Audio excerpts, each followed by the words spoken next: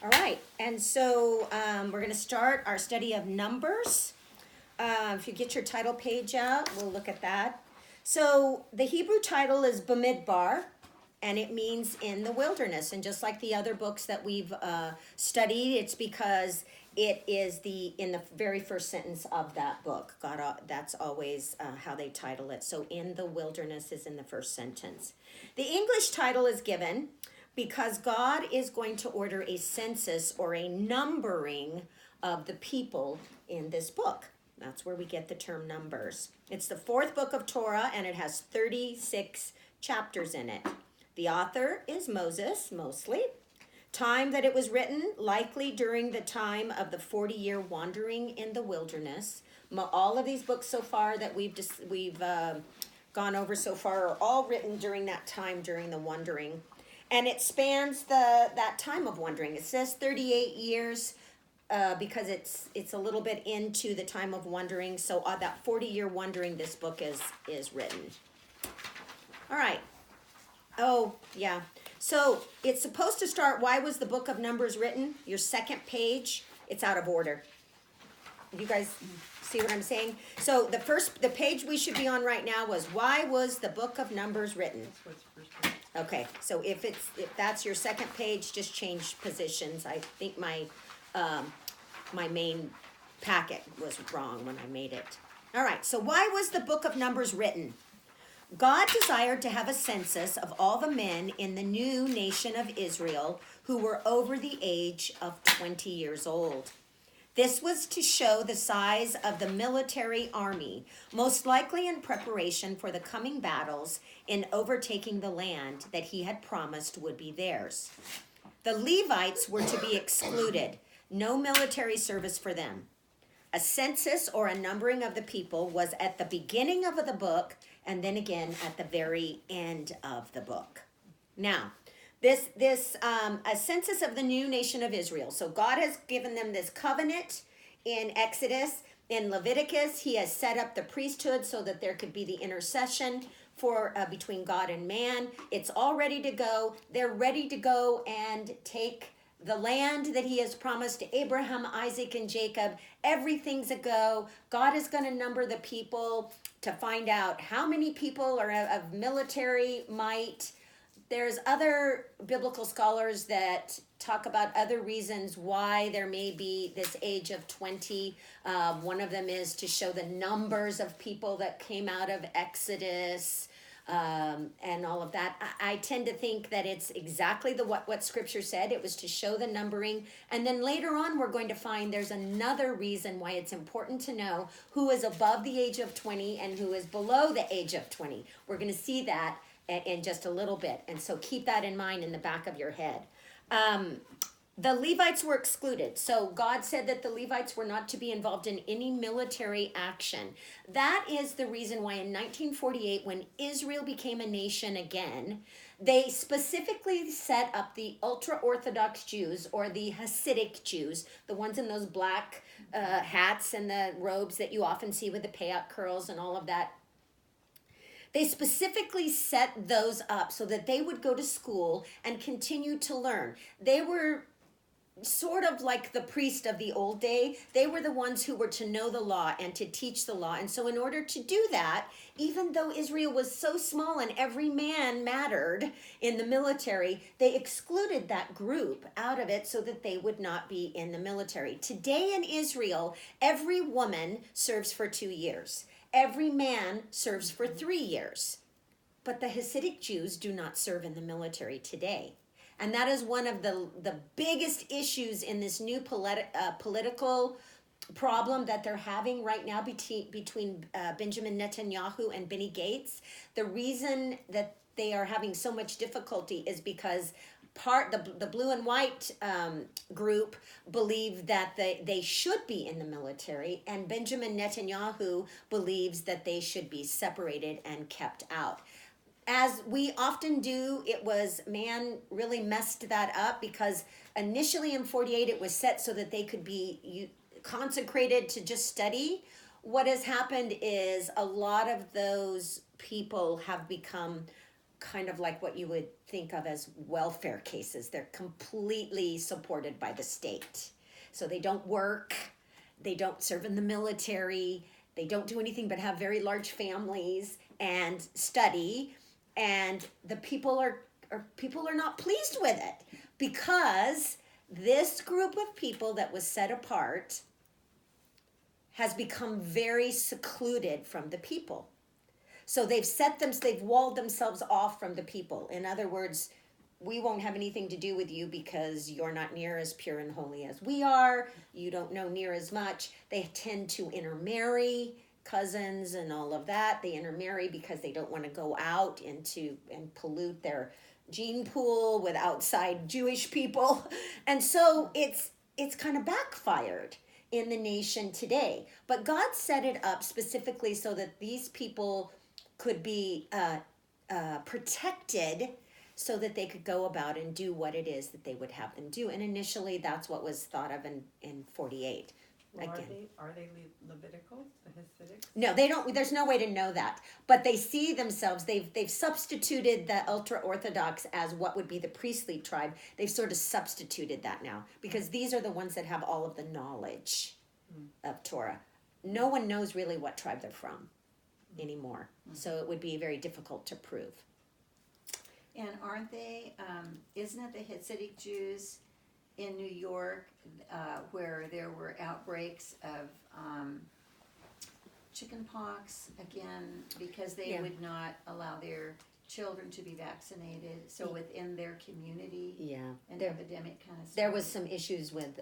They are very secluded in New York, in LA, and particularly in Israel. They tend to keep only in their own communities. They don't intermingle very much. They have their own schools. They have their own medical things. They have their own. They're a very secluded people. That's the way that they like it. And yes, there was that problem with the vaccines. Like Amish. Huh? Like Amish. All right, how did the Israelites respond? Well, the Hebrews soon fell back to their old ways. In Exodus, the Lord had shown the people that he was their covenant God and that they were his chosen covenant people. He had promised them that he would reside or tabernacle amongst them in the tent he had them build. He had shown them that he was a holy God, and so they would be a holy people. Now he will prepare them for what they would need to be ready for as they prepare to conquer the land of the Canaanites. He is making good on the promise that he gave to Abraham, Isaac, and Jacob. So this is where we're at now. This brings us up to speed. However, the people soon began to grumble and complain and rebel and disobey God. They were in breach of the covenant he had just established with them, written by his very own finger. God had promised them blessing for obedience and judgment for disobedience. True to his word, as he always is, God will now show his wrath for their disobedience. So that's what this book is going to show us. There's going to be a lot of wrath.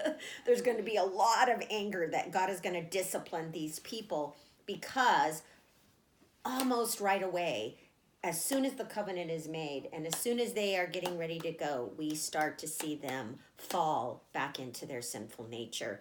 And God is going to, he tells them, if you do this, then you will receive blessing. And if you disobey, you will receive judgment. So when they disobeyed, God is a righteous judge and he a righteous father also. And so there was punishment for that. Well, how were they punished? Because they complained of hunger, the Lord provided manna, a special wafer type of food that appeared fresh each day except for the Sabbath. It was filling and delicious, but the people grew hungry for other foods. They complained they were lacking in meat, and so God provided quail. So much quail that they were overrun with the animals. Many died from getting what they asked for. Later they will complain of thirst, and God will supernaturally provide water from a rock, but at a great cost to Moses. Over and over, the people will complain and choose to rebel against all that God had promised to them. They will bicker and fight amongst each other. I'm going to stop right there for a minute. So they were hungry. God provided manna. If you remember from our Exodus study, the word manna means, What is it? what is this? What is this? Because it's something they had never seen before. This airy, wafer-like little honey-tasting product that they could go out and collect fresh every day, and it would fill their nutritional needs. They were to collect it 6 days out of the week, and on the sixth day, they would harvest 2 portions, so that they would not go out and collect on the Sabbath. God said, if you try and hoard it, or if you try and collect 2 days worth, it's going to get mealy and rotten and moldy and wormy. So don't do that. And why? Why? So that the people would rely on him every morning. That whole thing, my blessings are, my mercies are new every day. My blessings are fresh every day. This is a beautiful example of that. Don't worry about tomorrow. Tomorrow will take care of itself. I will provide what you need tomorrow. Just enjoy what you get today. But they're just like we're incapable many times, they were incapable of doing that. So they wanted quail. God said, fine, what I'm giving you is not good enough, then I'm going to give you what you ask for. And he gives them quail, but it's too much quail, and they eat too much of it, and it makes them sick, and many of them die. And so later on, they're going to ask for water, and we're going to see in the book of Numbers that Moses strikes the rock when God had told him, you are to speak to the rock. And because he struck the rock twice, God tells him that he is not going to be able to enter into the promised land. He will be able to see it, but not enter into it. So this receiving of the water, Moses is angry because the people are griping and complaining, and he strikes out in anger. And he doesn't do it exactly the way that God would have him do it. And so that's going to be the great cost for him. And it says they will bicker and fight amongst each other. In chapter 12, Miriam and Aaron are going to show jealousy towards Moses. And God will strike Miriam with leprosy. At the pleading of Aaron, he will relent and remove the disease in a week's time. But for 7 days and 7 nights, Miriam is outside of the camp and alone in her punishment. So they come to Moses and they complain about what he's doing, particularly about his wife, who, remember, she's from Midian. And she's not a Jewish person, and she's not part of them, and so they don't really like her. And they complain about all of that. And God says to them, who are you to come against my chosen? Moses I speak to face. Who are you to come and speak against the leadership I have put in charge of you? And so Miriam, who instigated the whole thing, Miriam is struck with leprosy, and she's put outside for 7 days and 7 nights. I guess she has to think about what she's done. And she has to sit out there in her illness for 7 days and 7 nights as the people see that and see the punishment that comes from speaking against God's chosen. Now, we're going to see it again when the Levites are also going to grow jealous. Some want to know why Aaron and his sons get all the glory. So God provides a sign in the budding staff, which is later going to be placed in the Ark of the Covenant along with the tablets of the commandments. The jealous priests, supposed to be an S, along with their wives and children will fall into a deep pit and killed for their behavior. So this is the priests of Korah. They come out and say, hey, we're every bit as good as Aaron. I don't know why we can't have part of what Aaron has. And they come against him, and God sets a sign out, and he says, all of you put your name on your rods, set them out before the tabernacle, and I'll show you who I have selected. And so they go back the next morning, and Aaron's rod has budded with beautiful foliage and sweet almonds that are growing on it. I mean, ready to be harvested. And the rest of them are just still rods, showing that God had selected Aaron. It's the same story of what he told Miriam and Aaron. He says, who are you to come against what I have selected? I have selected Aaron and his sons. Who are you to come against my chosen and complain about anything? And so Moses says, wouldn't it be terrible if a big hole opens up and the priests and their wives and their children and even their homes fell in that hole? And no sooner does he make that comment than the hole opens up and all of that happens. So the priests, the wives, the children, and their homes fall into this big pit. And it says they went live into Sheol. Remember Sheol, the place of the dead? It says they went live into Sheol. Because they had dared to come against that God had selected. I mean, he was very firm about that. All throughout the book of Numbers, we are going to see the people rise up in disobedience, and God is going to punish them for their behavior. He is a God of Hesed. Remember that word? We used it at the very beginning of our study. It means faithful, long-suffering, merciful. That is God. That is our God. But He is also a righteous judge who punishes when it is deserved. So that is the other loving part of God. If you're the victim in a case, you want a righteous judge. It's only when you've done something wrong that you cry out and complain about the punishment that comes. Why did they wander for 40 years? Well, in chapter 13 and 14, the Lord is going to send out 12 spies, one from each of the tribes. They are to go and look at the land that they've been given by the promise. Joshua and Caleb are 2 out of those 12 men that are selected. So the 12 spies go to the city to observe for 40 days how the people look and behave. So they're checking it out to see how they're going to go and take that land. And 10 of them are going to come back full of gloomy predictions. Instead of recognizing that the battle had already been won by the promise of the Lord, they preached defeat to the people. We cannot win, they cried. The people are too big and too many, and we are too small. Only Joshua and Caleb stand firmly on the side of the Lord. The punishment for the lack of the faith of the 10 is going to be severe. So, just to make sure the picture is clear, the 12 go out, and they for 40 days they observe everything, and when they come back and the 10 say, throw up your hands, can't do it, too much. Keep in mind, ladies, that's the majority. So oftentimes we are swayed by what the majority believe, right? If 10 out of 12 people tell you to do something, it carries more weight than if it were only 2 out of that, 2 or 3 out of it. So the majority come back and preach defeat without recognizing that the battle had already been won by the Lord. Joshua and Caleb come back and say, hey, this is God's battle. We've got this. They saw the same things. There was nothing new that they saw that the other 10 did not see. It's just that their knowledge that God had already provided victory before they ever stepped foot out, they knew that. They accepted that and they owned that. And they took it back to the people and they preached it as truth.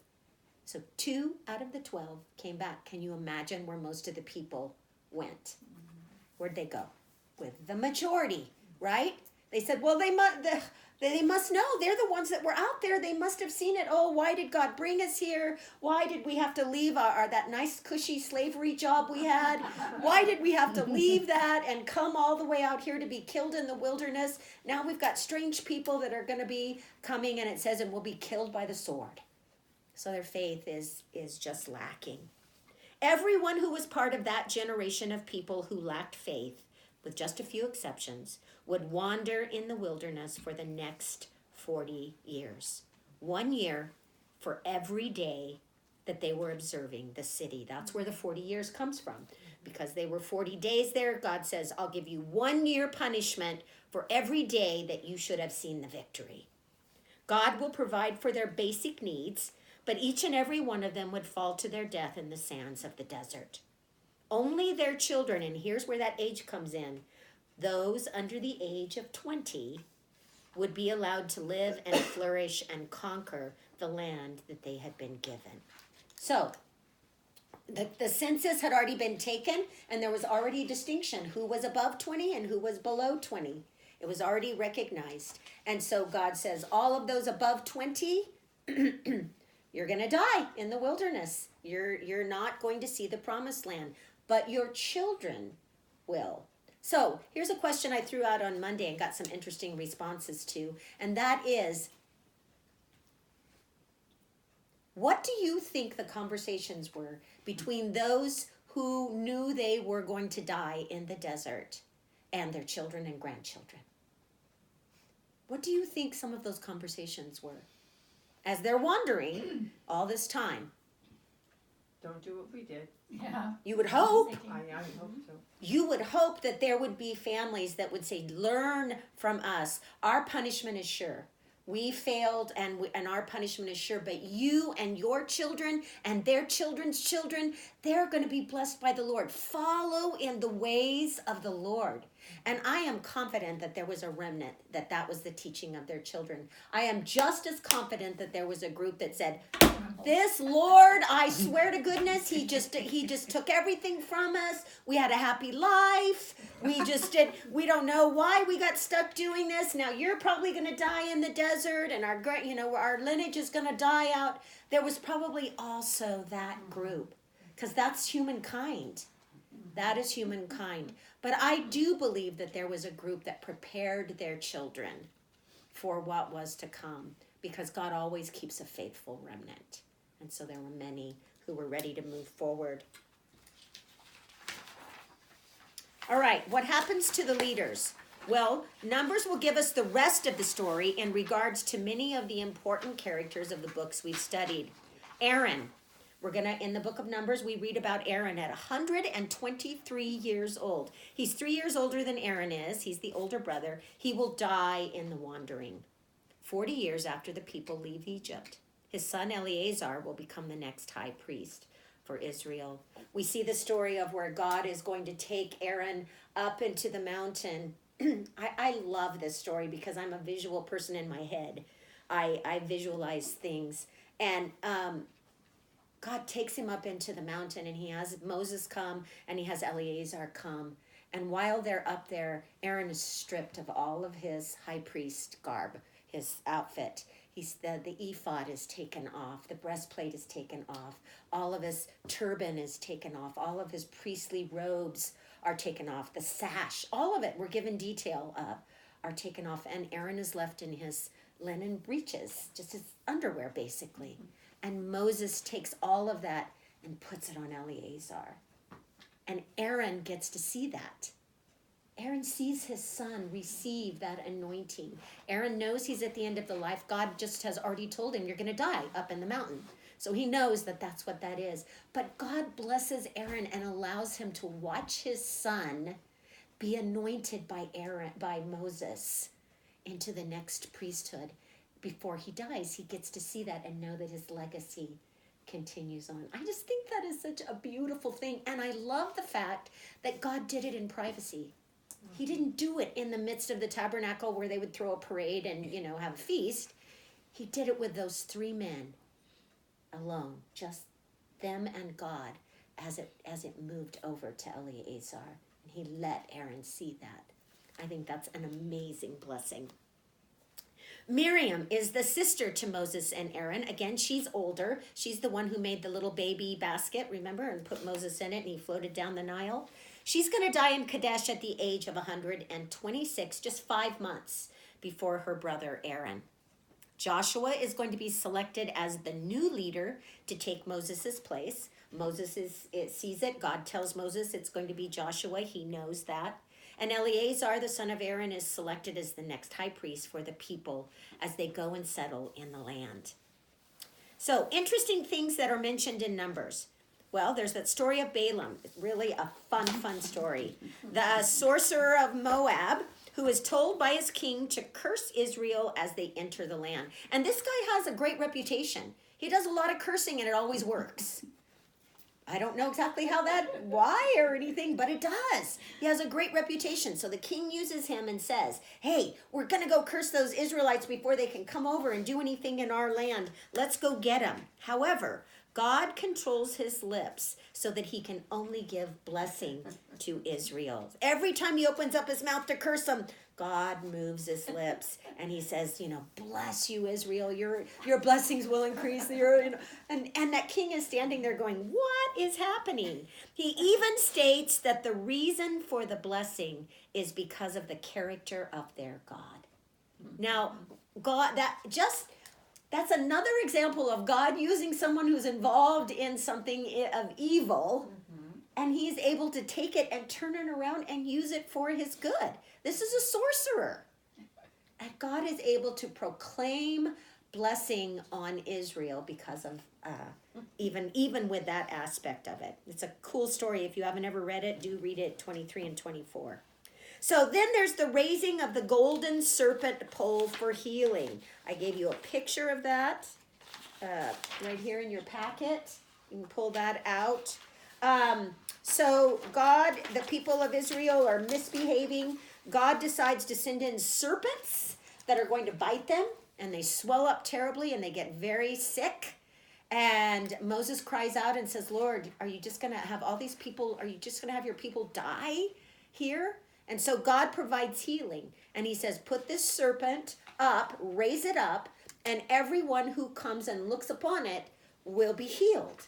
Now, I've heard people preaching this, and they use this serpent as something to do with the sign of Satan, which doesn't have any, the serpent doesn't have anything either in the biting or in the healing. It doesn't have anything to do with Satan. What it is God uses a natural thing, snakes, as a punishment, just like he did in all the plagues. He uses it as a punishment. And then he says, the very thing that I have used to punish you, I am going to use to heal you, because that's who I am. I am the sovereign God, and I can use something for judgment or I can use something for blessing. It doesn't matter what the thing is. It matters how I use it. And so the very same thing that bit them is the thing that healed them. All they had to do was come and look upon it and accept what God had for them. So let's look at that picture and read it in Numbers 21. The Lord said to Moses, make a snake, put it up on a pole, and anyone who is bitten can look at it and live. So Moses made a bronze snake and put it up on a pole. Then when anyone was bitten by a snake and looked at the bronze snake, they lived. That's Numbers 21.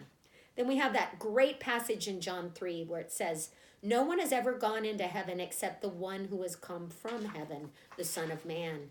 Just as Moses lifted up the snake in the wilderness, so the Son of Man must be lifted up. Why? So that everyone who believes may have eternal life in him. So it's that beautiful example of all you have to do is look upon it and believe, because the power is in what God provides. So he uses this example as a clarification for himself. He will be lifted up, and all who believe in him will live forever. All right, so that's a great story, chapter 21. Chapter 36 talks about land inheritance for women. Quite exciting because we haven't heard about that. Now, chapter 35 talks about the 46 cities that are given to the Levites. When God selects the Levites and when he appropriates the land to the different tribes, the Levites do not receive a land inheritance. God says, I am your portion to them. I am your portion. And so they are not given a land inheritance, but they are given specific cities in each one of the territories of the people. Why? So that the people could set apart themselves land and show gratitude and appreciation for what is being done. So each one of the territories had cities that were called Levitical cities. And then there was also the cities of refuge that were chosen, and those are cities where you could flee to and be protected during certain crimes, and you could stay there and not be killed for a certain period of time. So all of that is discussed, and then the one I missed is the Nazirite vow in chapter 6. That's the first time we hear about that. Remember, Acts talked about the Nazirite vow when we discussed Paul going in. He took a Nazirite vow. He took 4 Jews in and paid for them to take a Nazirite vow. John the Baptist was a Nazirite from birth. Samson, the long-haired guy, he was a Nazirite from birth. Nazirite vows were a very important part of the culture. Very few people were Nazirites from birth.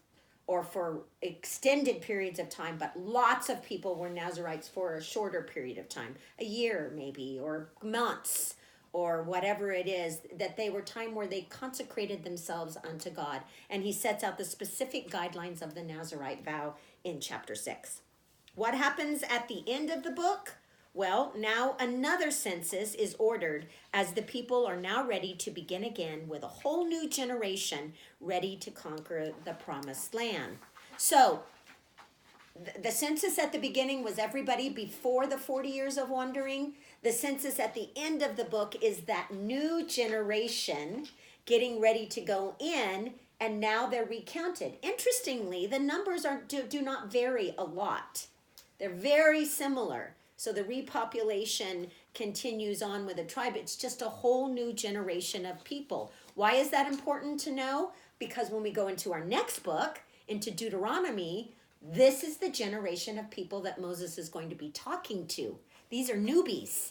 These are the young ones. These are the ones who didn't live in slavery. These are the ones who didn't see the plagues. These are the ones who didn't see the sea waters part. They didn't experience a lot of that. And so God is going to have to reinstill in them some of the things that their parents had learned. And so we're going to see that when we get to the next book.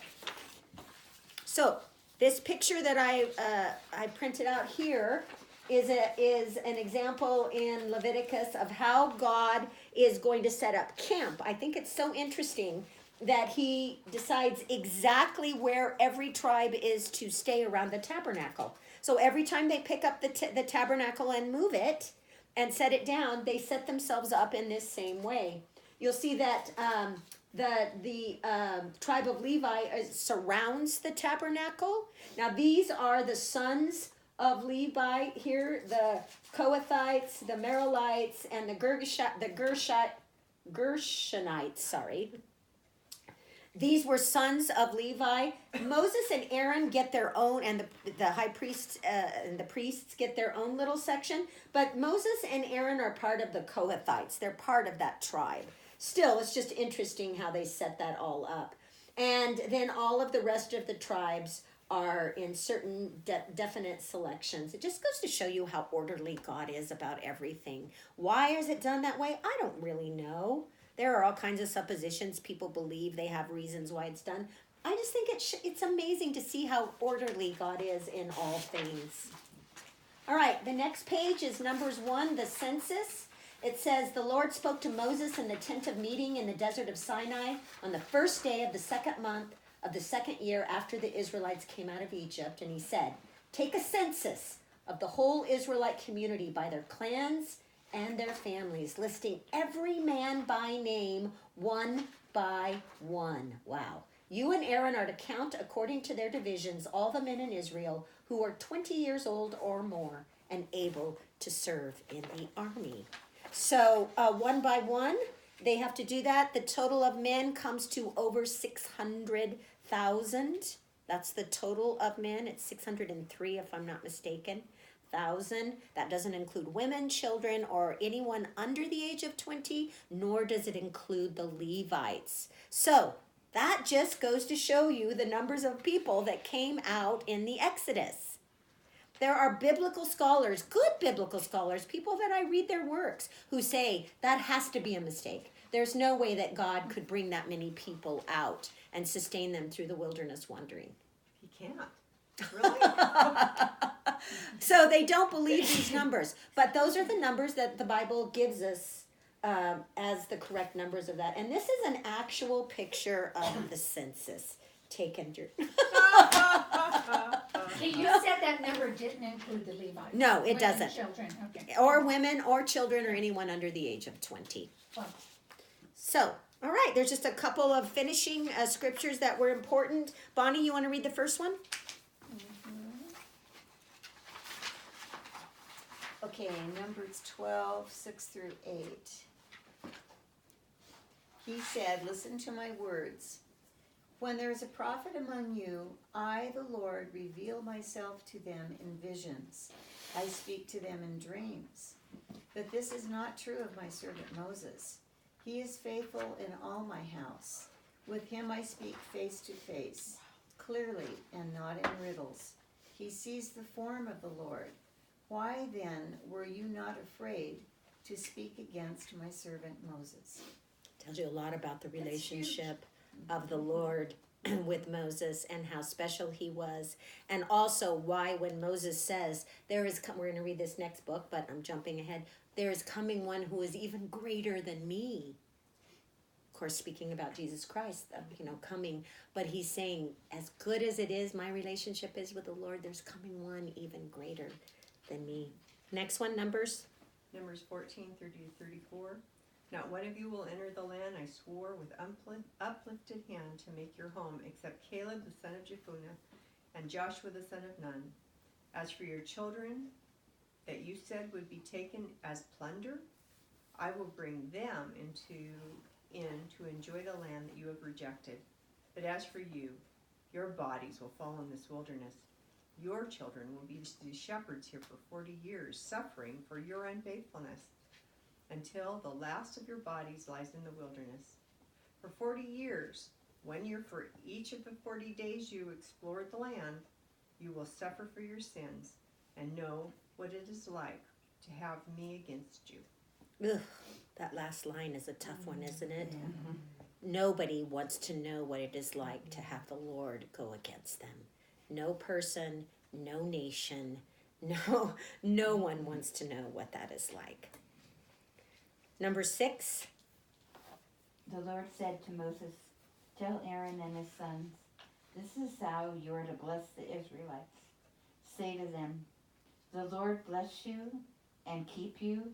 The Lord make his face shine on you and be gracious to you. The Lord turn his face toward you and give you peace. So they will put my name on the Israelites, and I will bless them."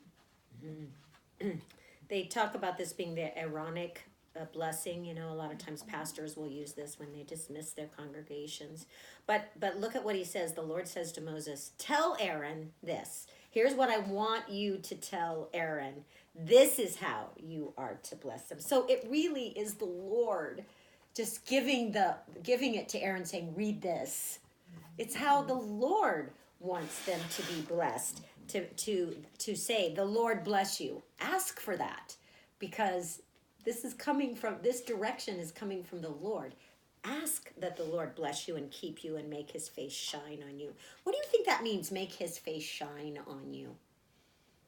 Smile. Yeah, just care for you, bless you. All inclusive. Favor.